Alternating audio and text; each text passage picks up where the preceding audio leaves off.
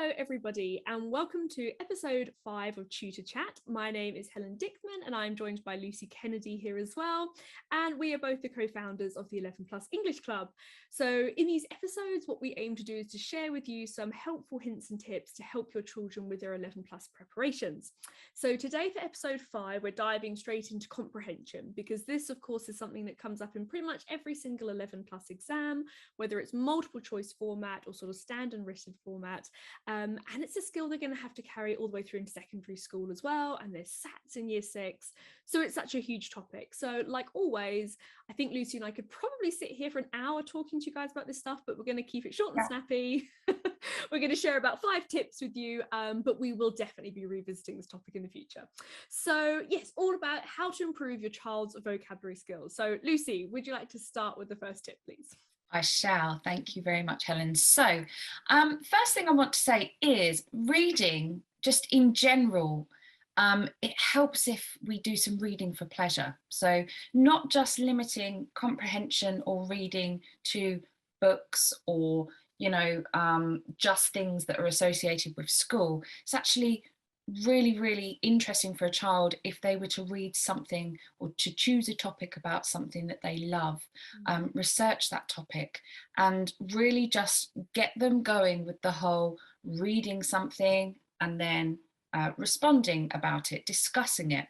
And this is something that can be incorporated just in general life at home, okay? So just trying to almost plant that seed of, this is what we're going to do. We're going to learn about something new and then just have a discussion about it, like ask questions about it. So don't just limit it to books. You can also do things like, watch videos, you can listen to the radio, you can have conversations about different topics and podcasts and audiobooks, things like that.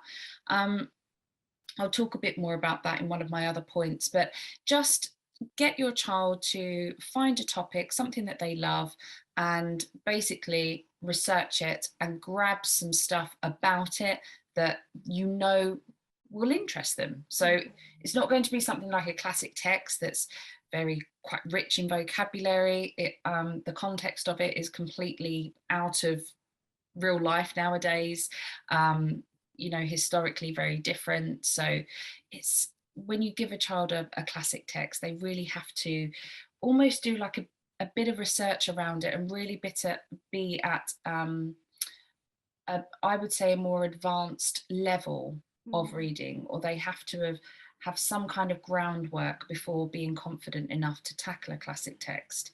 Whereas reading for pleasure, they don't have that pressure. They can literally just sit there and enjoy the words, enjoy absorbing that information.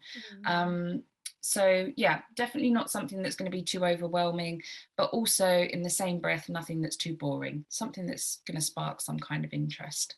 Yeah, definitely. And I think the thing is, like, whenever we talk to the kids and they say they struggle with comprehension, of course, one of the first things we say to them, like we're saying to you guys today, is that they need to read more. And it's always met with a, eye rolling, we've heard this before. Yeah, it's true. But and I say this to the kids all the time, there is a reason that every single English teacher you talk to says to you that you should be reading more. And I think as well, look, if I'm really honest, I think we as parents have a big role to play in this. Like we need to sort of be actively showing an interest in reading as well. And I think as an adult, like, look, even as an English teacher, I'll be open and admit, like, I love English, I love reading, but I still struggle to find time to do it sometimes, because it is like we all live these such hectic, busy lives. We're so distracted by devices and things. Like us adults, we're not immune to it. We moan about kids being on our devices, but let's be honest, if we all checked our screen time, we'd probably not want to admit how much time we spend on our screens. So I think that a lot of it needs to come a little bit like in episode 4 we talked about vocabulary. That's kind of the next point I'm coming to as well, but it's like a lot of the stuff can be a team effort. And again, what we find a lot of the time, kids who read loads often are in families where everyone's reading a lot all the time. It's like a very normal behavior. It's not something that's a chore. So it's something to kind of, I think, look at as like a family activity, not just go sit in the corner and read for 20 minutes by yourself sort of thing. Yes, especially if it's Charles Dickens. I mean, that, you know, even as us as adults, nothing against Charles Dickens, but classic texts in general, very, very rich in vocabulary, mind-boggling. Even as grown-ups and adults, we have to sort of reread certain parts and make sure that we understand the grammar, the vocabulary, and what's actually happening in the text. So imagine giving that to a 10-year-old. It's something that can really overwhelm them. So and it's something I think that we definitely see is lots of families start the 11 plus prep and they're like, you know, they see all this stuff that we have to read classic texts, so they just start giving them to, you know, to their children with no kind of context, no background, no experience in these things. And like, you know, something you'll probably notice that Lucy and I say in pretty much every one of these videos that comes up is that mindset and confidence is a huge part of the package of 11 plus prep. So again, it's like gradually introducing this stuff to them and not totally overwhelming them straight away with it. And so moving on to the second point, like I say, we could probably talk about just reading by itself for ages. But the second point is about vocabulary and being an active reader. I'm a big fan of buying my own copies of books and recommending the kids do that.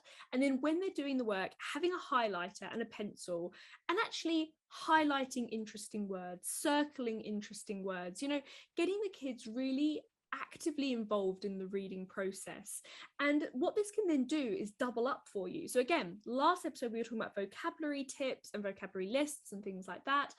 By going through books and circling and underlining words in context that are interesting, that is then basically becoming a revision guide for you. Because then what you can do with the kind of maybe even classic books that you've gone through, pick up a random one, open it up, look at the words your child has circled or underlined and talked about before, and that then becomes the thing that you practice with them and say, okay, last week you circled this word, what does it mean? And again, it's that kind of repeating it and keeping the context in their heads and understanding. And like, you can't necessarily learn a vocabulary list and then be able to understand a text, but equally you can't necessarily understand a text without understanding half the vocabulary. So there kind of needs to be like a balancing act going along between the two.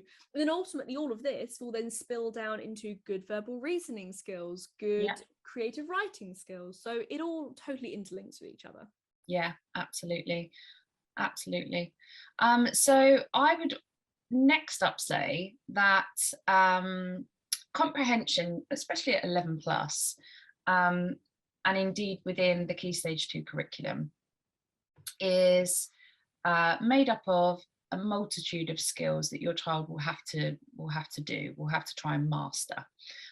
So skills such as retrieval, inference, vocabulary, prediction, summarising. There are all these different skills that make up the whole concept of comprehension at this level. So if you're looking to improve your child's comprehension skills, a lot of the time, and we do this as tutors, we try to identify a particular skill that your child might find tricky. For example, and this is a really common one, inference. Okay, inference is reading between the lines. It's having to explain information that is not necessarily there in front of you in black and white. And for us as adults, again, can be quite a tricky skill, having to add your own knowledge of something to what's there in front of you and then come up with some kind of suggestion. So having to do that as a 10-year-old or 11-year-old, really tricky. So that would be my kind of go-to tip when you first start, is once you're exploring these texts and you're maybe trying out a few comprehension exercises with questions and answers, you should be able to pick up on a type of question, a style of question or skill that your child is repeatedly finding difficult. In that scenario, focus really on that skill. Don't ignore the others. You can still pay them attention, but if, say, for example, you're going to do 20 minutes of comprehension, then I would say if there's one skill that your child's really struggling with, 10 minutes of that comprehension work needs to just be based on inference, for example, or that particular skill. And then the rest of it you can kind of divvy up for retrieval and summarising and all of those other skills. And in that way, by doing that, you're focusing your attention on that skill, which means you're probably going to see a vast improvement with that, and in general that's going to raise the overall score for your child's comprehension. That's the hope anyway. And I think as well, that's another reason, isn't it, why when we were like designing stuff inside the 11 plus English club, with our, so we have like our 10 steps to comprehension, 10 steps to creative writing.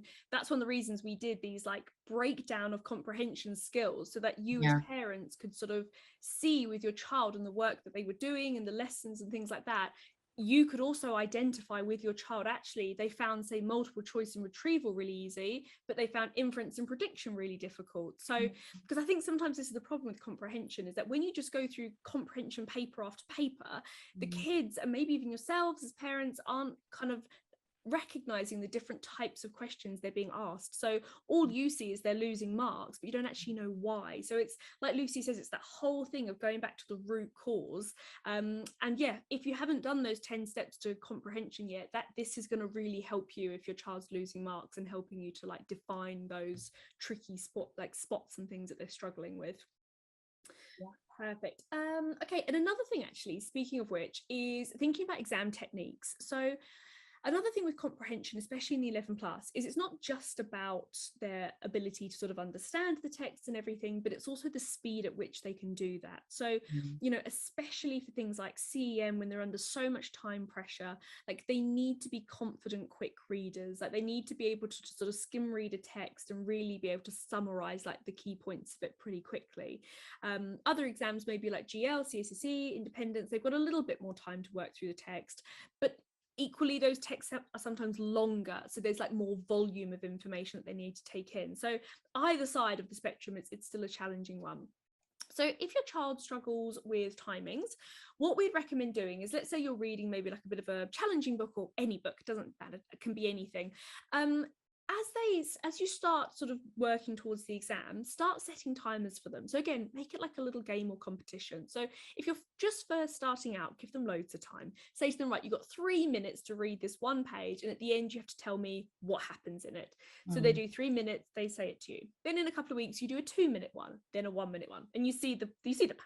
We cut down the time more and more and more, and then you can then flip the game on its head and say, right, we're going to set a timer. How long does it take you to read a page? And it's like a race, but it's got to be quality over quantity. You know, they've got to, it's not that they just skim read and they're like done and they've got no idea what happened. They've still got to be able to summarize for you what's going on. But you know, like Lucy and I, whenever we're talking about stuff for the 11 plus English club and anything we do with the kids, we're always trying to gamify it. Like we're trying to make it fun for them. And this is just another way of doing that. It's like a reading race, you know, it's something that for them, we don't ever sit down and say like, right, today we are doing exam skills and the importance of time management. Like for kids, it sometimes goes in one ear and out the other. But when we say to them, we're going to play a reading game, all of a sudden eyes light up, everyone's in the zone.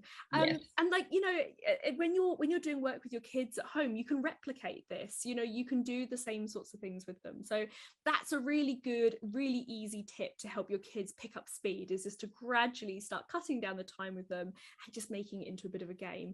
And it doubles up the skills, because at the end they're summarizing it to you, which, like Lucy said at the beginning, getting them to talk about what they've read. So therefore you're kind of 2 birds 1 stone, you're helping with so many exam skills in one go there. Absolutely. And I think this brings us nicely on to our final point, which is the whole concept of comprehension is something that we learn very, very early on. It's having to listen to instructions and then being able to follow those instructions. It's having to listen to someone talk about something, or, you know, inform you about something, and having to absorb that information and then being able to like spurt it out later on. So the concept of it is something that is within your child. It will be ingrained in them, and it's something again that we shouldn't just, I think we're all a bit guilty of sometimes just keeping things like in that particular pigeonhole, and you know, not letting it apply to the rest of our lives basically. So we need, I think, to see comprehension as something that we can practice at any time and at any age. So it's watching videos and then pausing that video and saying, okay, what just happened? Let's just talk about what that presenter's saying in that cartoon. I know as parents, you might think, oh, I've not got time to do this. It's, you know, it's going to take effort, it's going to take work. But trust me, if you are able to apply these skills to other aspects of your child's life and not just keep them restricted to 11 plus preparation and a book and a page and a pen, then they will honestly start to improve. They will start to see comprehension as something that they can practice, you know, just using the radio on the way to school. They can listen to a news bulletin, or maybe not something so serious as that, but like something informative, like an audio book, or like a podcast. And there's some really cool things out there for kids as well, you know, that are designed with children in mind to keep it fun and engaging. And I mean, think about stories and fairy tales and nursery rhymes. All of this stuff is built based on comprehension, us absorbing that information, learning it, and then being able to explain it. So don't feel that this learning and comprehension skills are just restricted to education and school and homework and 11 plus prep, because it's really not. It's something that we can just adapt and, you know, kind of infiltrate into our lives. And I think that kind of makes it less pressurized for kids. It makes it more natural.